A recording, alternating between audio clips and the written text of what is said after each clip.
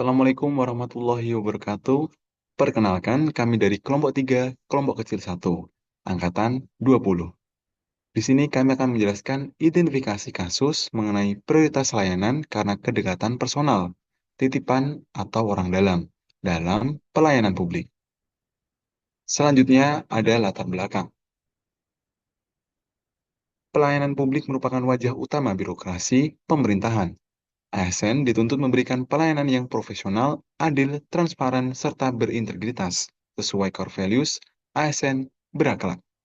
Namun, dalam prakteknya sendiri, masih terdapat tantangan berupa adanya perlakuan khusus terhadap pihak tertentu karena faktor kedekatan personal, relasi, maupun titipan, sehingga berpotensi menimbulkan ketidakadilan dalam pelayanan.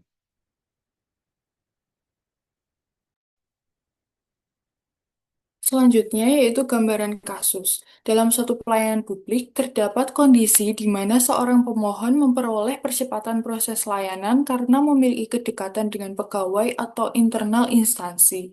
Sementara itu, pemohon lain tetap mengikuti prosedur dan antrean normal sesuai dengan ketentuan. Perlakuan tersebut dapat berupa didahulukan dalam antrean, percepatan verifikasi, bantuan informal di luar prosedur, atau kemudahan akses tertentu.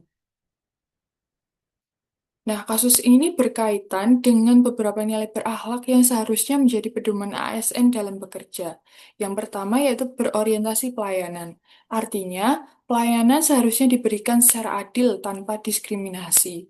Yang kedua, akuntabel, yaitu ASN wajib menjalankan prosedur secara transparan dan bertanggung jawab. Yang ketiga, loyal. Artinya, ASN harus mengutamakan kepentingan bangsa dan institusi, bukan kepentingan pribadi atau relasi personal. Yang keempat, harmonis. Karena perlakuan yang tidak setara bisa menimbulkan ketidakpercayaan dan kecemburuan di masyarakat. Lalu yang kelima yaitu kompeten. Karena profesionalisme ASN diuji dalam menjaga integritas dalam pelayanan sehari-hari.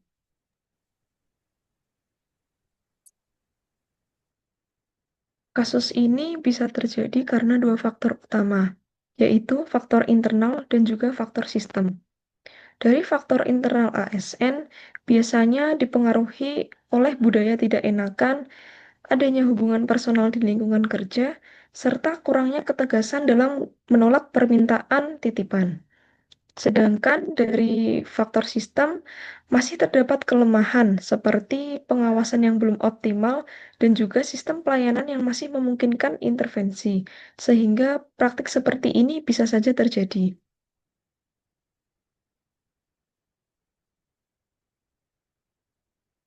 Kasus tersebut kemudian berdampak terhadap beberapa pihak. Eh, yang pertama, terhadap masyarakat bisa menimbulkan rasa ketidakadilan karena pelayanan tidak lagi berdasarkan aturan, sehingga kepercayaan publik ikut menurun. Kasus tersebut juga berdampak terhadap instansi karena hal ini dapat merusak citra institusi dan juga menurunkan kredibilitas pelayanan.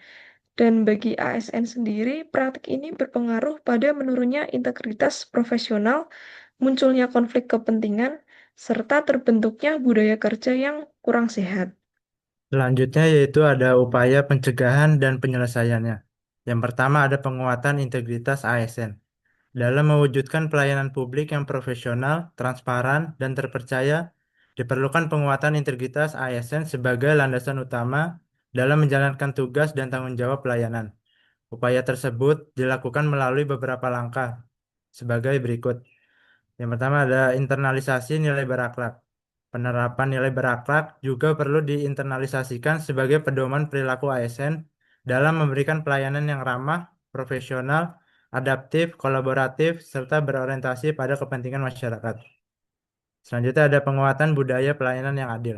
Budaya pelayanan yang adil perlu diperkuat agar setiap masyarakat memperoleh hak pelayanan yang sama tanpa adanya perlakuan istimewa maupun diskriminasi. Selanjutnya ada komitmen anti diskriminasi pelayanan. Oleh karena itu, ASN harus memiliki komitmen untuk memberikan pelayanan secara objektif dan setara tanpa membedakan suku, agama, status sosial, maupun kedekatan pribadi. Yang kedua ada digitalisasi sistem pelayanan.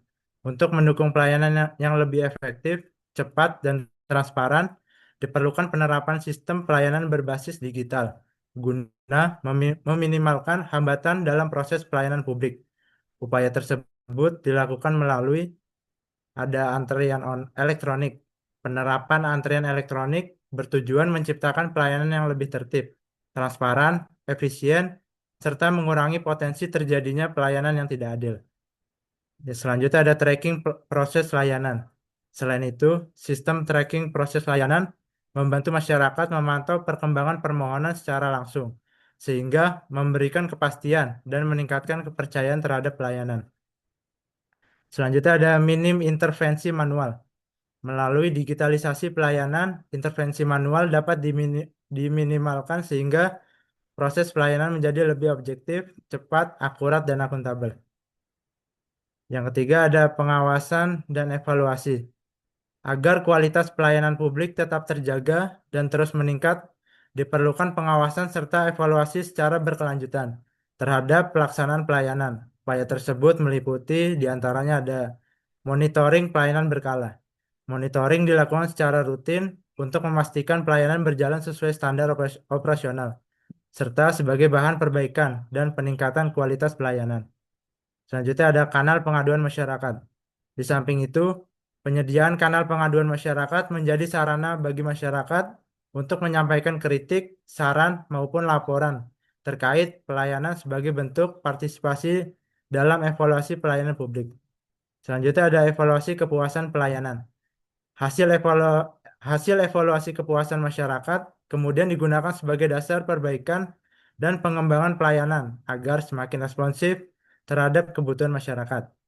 Yang keempat ada penguatan budaya organisasi. Selain sistem pelayanan dan pengawasan, budaya organisasi yang baik juga menjadi faktor penting dalam menciptakan pelayanan publik yang berkualitas dan berintegritas. Upaya yang dilakukan antara lain ada membangun budaya profesional. Budaya profesional dibangun melalui peningkatan disiplin, tanggung jawab, integritas, dan etika kerja sehingga mampu menciptakan pelayanan yang terpercaya dan berkualitas. Selanjutnya ada menanamkan keberanian menolak titipan. ASN perlu memiliki keberanian untuk menolak segala bentuk intervensi maupun titipan yang dapat memengaruhi objektivitas dan profesionalitas pelayanan.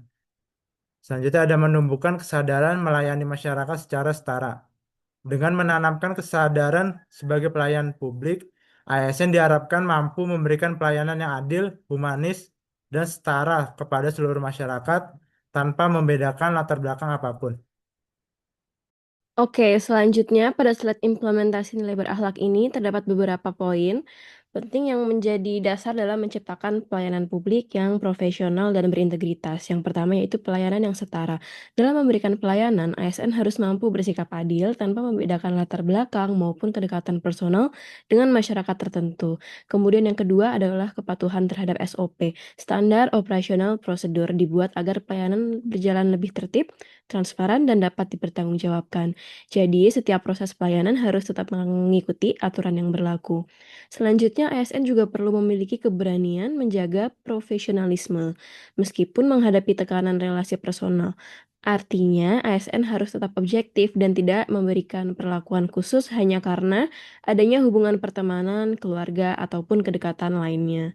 Dengan penerapan nilai-nilai tersebut, maka budaya kerja ASN yang berintegritas dan berorientasi pelayanan dapat benar-benar terwujud. Baik, berdasarkan pembahasan yang telah dipaparkan, dapat disimpulkan bahwa praktik prioritas layanan karena kedekatan personal masih menjadi tantangan dalam pelayanan publik, karena berpotensi menimbulkan ketidakadilan dan bertentangan dengan nilai ASN berakhlak, khususnya berorientasi pelayanan, akuntabel, dan loyal. Oleh sebab itu, diperlukan penguatan integritas ASN, penerapan sistem pelayanan yang transparan, serta pembangunan budaya organisasi yang profesional agar pelayanan publik dapat berlangsung secara adil, objektif, dan mampu meningkatkan kepercayaan masyarakat terhadap instansi pemerintah. Dengan demikian, nilai berakhlak bukan hanya menjadi slogan, tetapi harus menjadi pedoman nyata dalam pelaksanaan tugas ASN sehari-hari. Demikian presentasi dari kelompok kami. Terima kasih.